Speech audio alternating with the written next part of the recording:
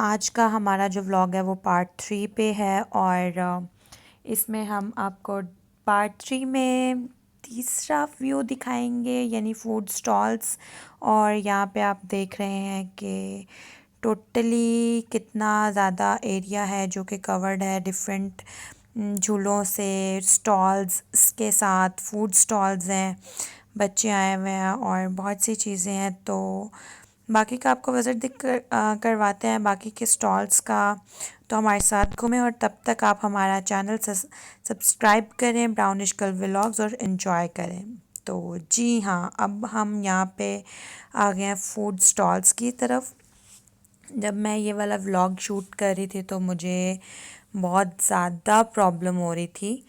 The reason is not this कि मुझे capture करने में प्रॉब्लम हो रही थी, बट द रीज़न वॉज कि मैं डाइट पे थी। और जब आप डाइट पर होते हैं तो डेफिनेटली जब खाने के लिए इतनी मज़ेदार चीज़ें हों और डिफरेंट स्टॉल्स हों तो आप कैसे अपनी क्रेव कंट्रोल कर सकते हैं। आप देख सकते हैं कि ये दही भल्ले थे, पापड़ी चाट थी, पाकीज़ा रेस्टोरेंट के यहाँ पे बहुत से स्टॉल्स थे। और मैंने इनका जब खाना ट्राई किया था आफ्टर कंप्लीटिंग माय डाइट तो seriously it had a great test, बहुत अच्छा टेस्ट था। इनके पास तमाम फूड स्ट्रीट था यानी गोलगप्पे, पापड़ी चाट, दही भल्ले, बिरयानी, चपली कबाब। आप देख सकते हैं कि इनके तकरीबन तकरीबन ही मैक्सिमम इन्हीं के स्टॉल्स थे जहाँ पे। और सबसे अच्छी बात थी कि स्पाइसेस लाइव थे, वो लाइव बना रहे थे, लाइव स्पाइसेस लगा रहे थे सब कुछ।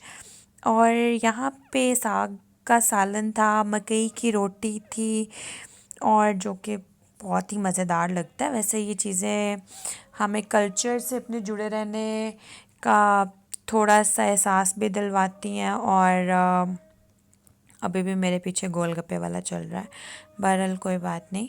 ये गर्मा गर्म कुलचे चल रहे थे और जी ताज़ा ताज़ा कुलचे थे और इनकी खुशबू इतनी प्यारी लग रही थी उस टाइम पे कि मेरा दिल चाह रहा था कि बस डाइट छोड़ दूँ और बस खा लूँ यहाँ से कुछ।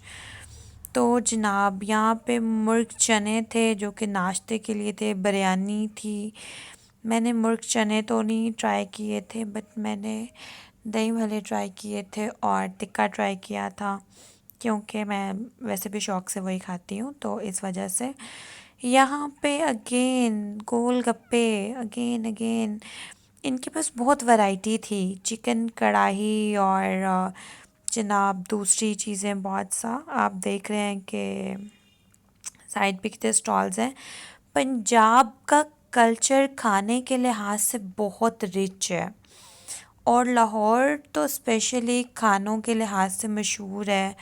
लोग लाहौर ये जो होते हैं वो खाबे टाइप के लोग होते हैं, खाने के लिए अच्छा चाहिए, they have a good taste buds at all. और ख़ास तौर पे अंदरून शहर की तरफ तो आपको पता है कि कितनी वैरायटी होती है। तो लाइक इट्स अ ट्रेडिशनल, इसको भटूरे कहते हैं और थोड़े ऑयली होते हैं। सो अगर जो डाइट कॉन्शियस है वो तो भाई दूर रहें इससे, लेकिन जो डाइट कॉन्शियस नहीं है उनको ज़रूर ट्राई करना चाहिए।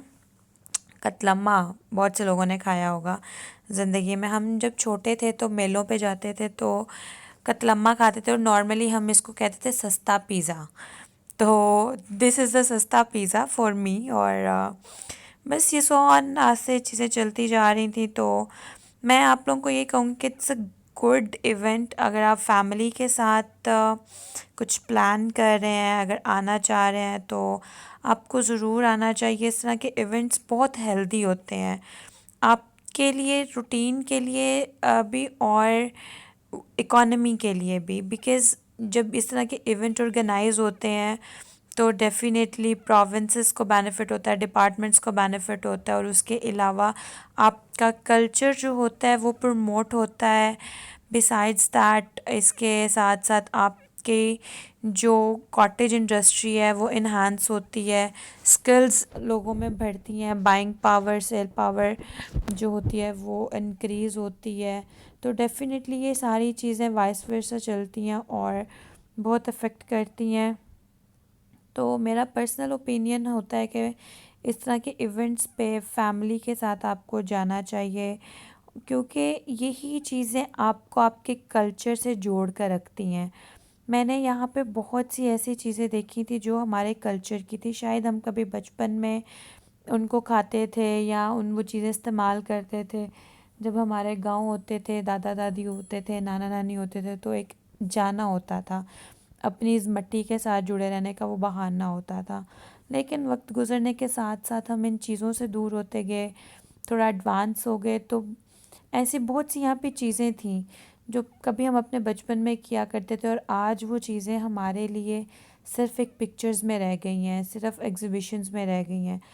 तो हमें डेफ़िनेटली उन खानों से, उन चीज़ों से, उन रवायात से जुड़े रहना चाहिए। हम किसी भी खित्ते से हैं, हम किसी भी मिट्टी से हैं, ज़मीन से हैं, जो किसी भी प्रोविंस से हैं, कल्चर से हैं, हमें आपस में अपने कल्चर को कनेक्ट रखना चाहिए। यहाँ पे आपको कुछ स्टॉल्स थे जो बहुत मुझे अच्छे लगे थे। द रीज़न वॉज़ के सिस्टम बहुत सिस्टमेटिक था।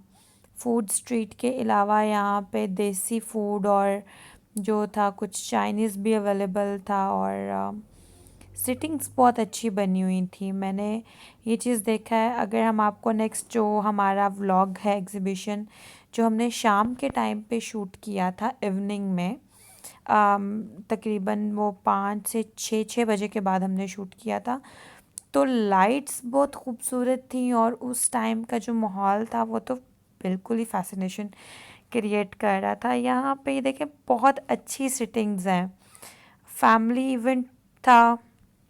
हमने तो बहुत इन्जॉय किया, बिकॉज़ हमारा अपना ज़ाती तौर पे भी वहाँ पे हैंडीक्राफ्ट्स का स्टॉल था, तो मैं तो डेली जाती थी, कुछ ना कुछ ज़रूर ट्राई करती थी।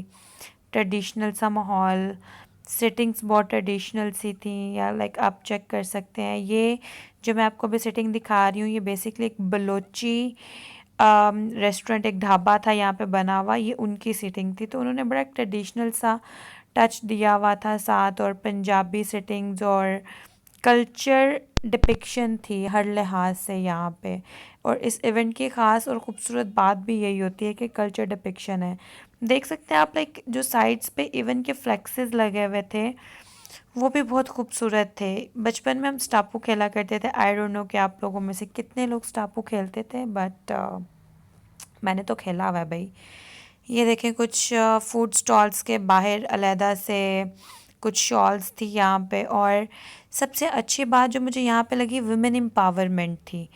मैंने औरतों को देखा स्टॉल्स लगाए हुए, दे वर डूइंग द वर्क, और उसी तरीके से जिस तरह एक मेल सोसाइटी काम कर रही होती है, मेल डोमिनेंसी में होती है। और ये कुछ हैंडीक्राफ्ट से कुछ चीज़ें थी, और वो शीशे में मैं हूँ, हेलो माई सेल्फ।